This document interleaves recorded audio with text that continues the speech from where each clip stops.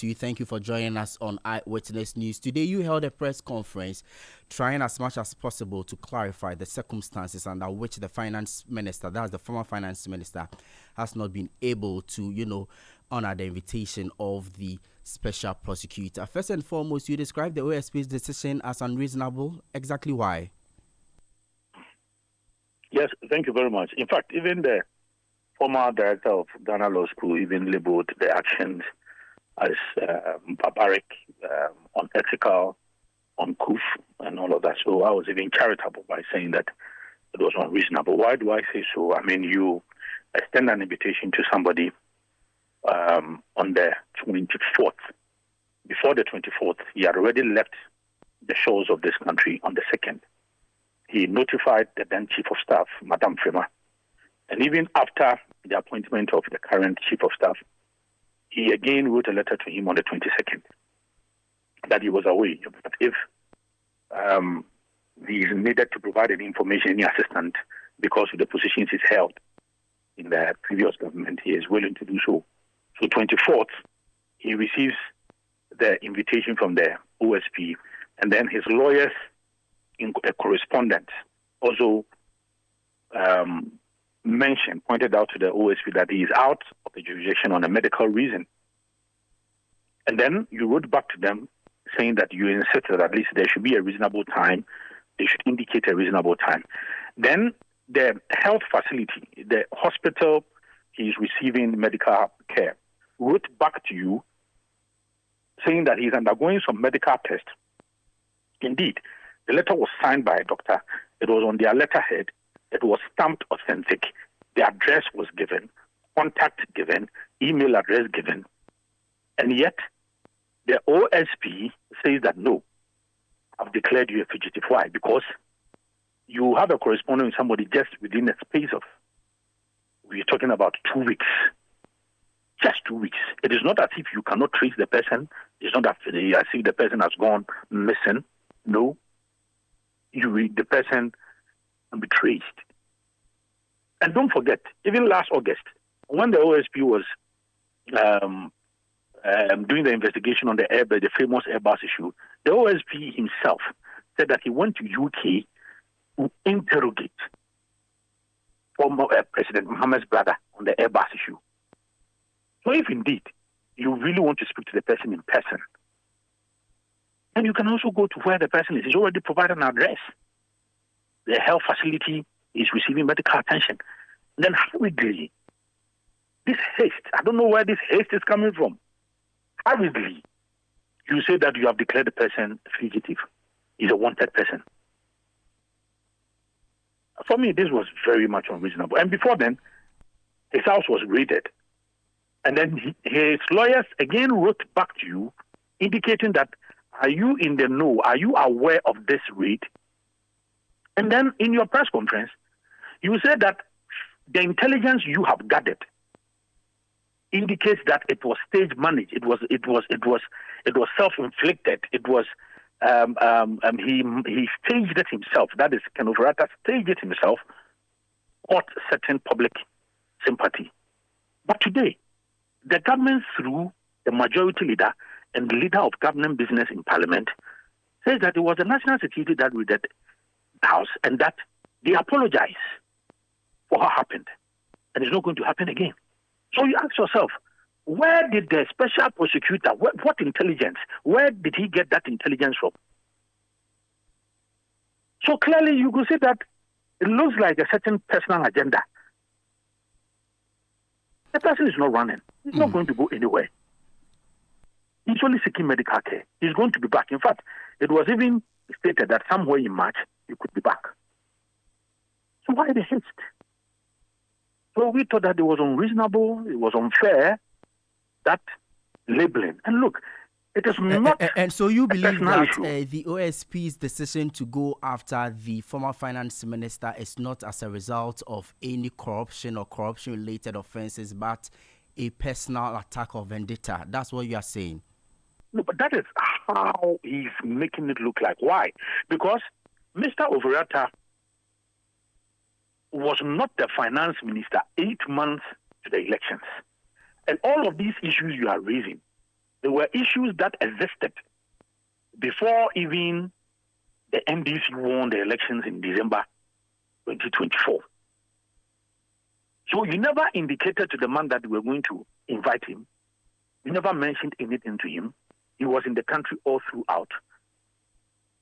And then but you don't want to believe that the OSP's works take some time before they are able to conclude on what or which issues they go after, because they have explained that it is not as a result of some witch hunting, but due processes must be followed in order to get to the bottom of this matter. I can agree, but with the mention of due process, that is the more reason why if you write a letter to somebody on the 24th, and then just yesterday, on the 12th of February, you declare the person a fugitive. The first time we wrote to the person, and it's not as if the person don't even respond.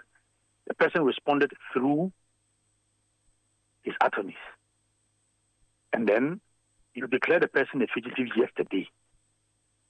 From 24th January to yesterday, which was, I think, 12th of February. We are talking about just about 2 weeks or so, or a little over 2 weeks. And you declare the person a fugitive. And you see, this is a national embarrassment. With no reason, the office of the special prosecutor, the SP, is calling our former finance minister a fugitive. It is a national embarrassment. I see, but the OSP is asking the former finance minister to bring himself voluntarily, or he will take legal action against him. What is the party's position with regards to this particular? Our position is that he is seeking medical attention. If you could travel to the United Kingdom to go and interrogate President Mohammed's brother on the Airbus issue, you yourself told us that you had to travel to UK. If you want to ascertain that indeed he's seeking medical care, from the correspondence from the hospital, the address is there, the name of the doctor is there.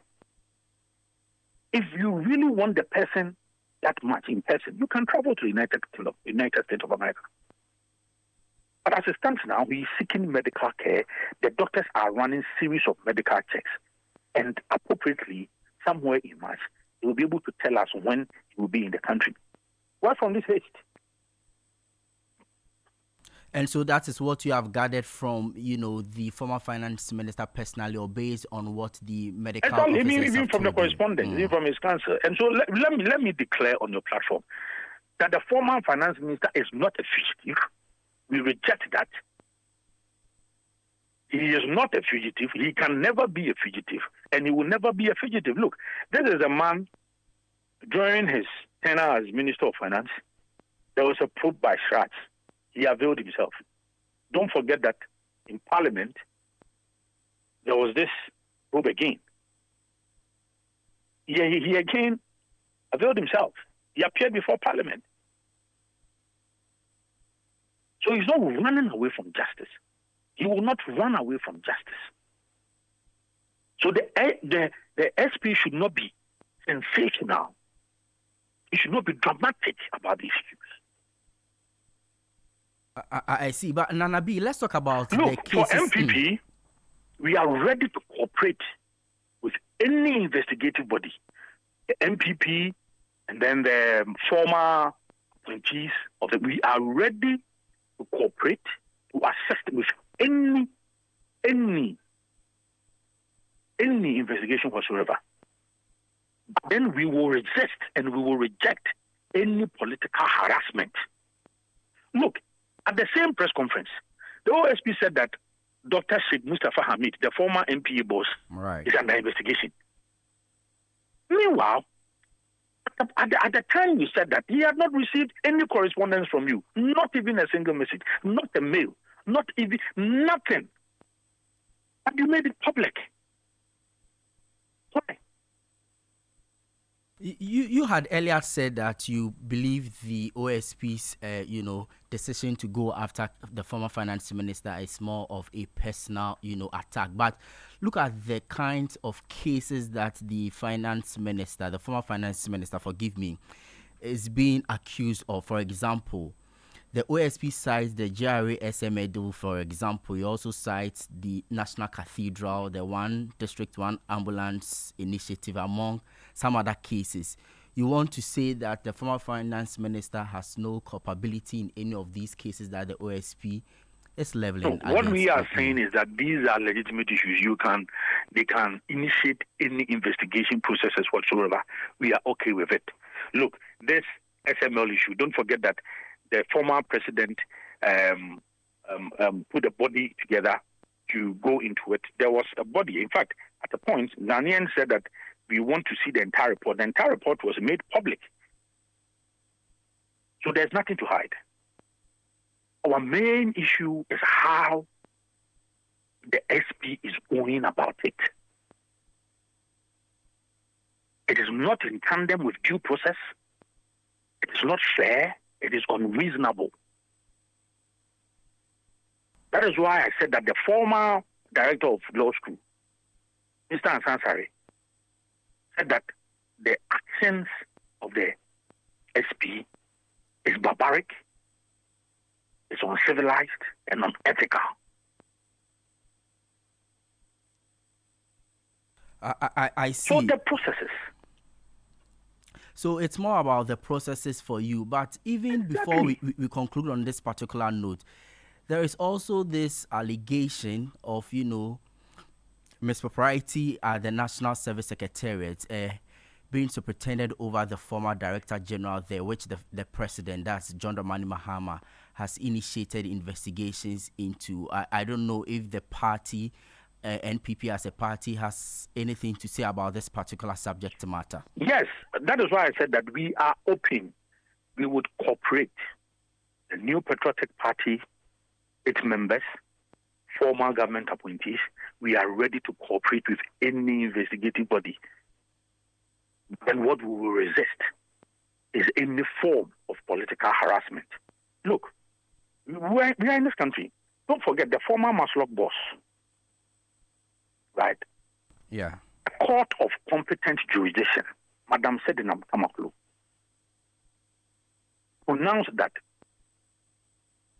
he's caused financial loss to the state to the tune of 70 million Ghana cedis. I've not heard the current AG talk about it. She cannot be found. She sought permission from the court to seek medical attention. And she absconded. In fact, if we are describing somebody as a fugitive, somebody who is running away from justice, it is Madam Sedna Matamaklu. And indeed, at the point where they tried reaching him, they were not even getting him. So he was tried in absentia. She is a proper fugitive. And she cost this country 17 million Ghana cedis. But as we speak, you know that the current Attorney General yesterday, Attorney General, exactly where I was coming to. He did not mention it. But he has also justified his decision to, clear some of the people of the allegations that were leveled against him. He has discontinued the cases. That is even more bizarre. Look, the president, even before he was sworn in, set up a committee called URA, which for me is discredited now. Now, they put together some hearsays. Everybody is saying this, we have received this, and then we put together voluminous document. They present it to the president. Look, what is more of recovery of our money when you consider the Sedidam Tamako case? A court of competent jurisdiction has already pronounced that he has caused that 70 million Ghana cedis. The president is not talking about it. A current Attorney General, I was thinking that as for this, the court has already made a pronouncement. So tell us when Sedinam Tamaklu is coming back to Ghana. What are your efforts to make sure that he's brought in to face justice? He is not doing so.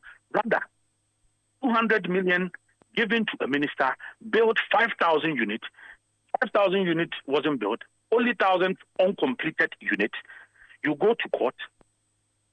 you pick the person, you clean the person up for all of this mess, and then you give the person appointment. Then you go to SNIT. SNIT, we had $66 million case of woefully causing financial loss to the state. They had cases to answer in court. The Attorney General again goes to court, then enters into a nolle prosequi, bring all of these people, clean them up, and then they say, go home. You have nothing to answer. What is even more alarming is the current Bank of Ghana governor. He was the then deputy governor with oversized responsibility, the banking sector. And today, he is now the governor. Again, Attorney General went to court.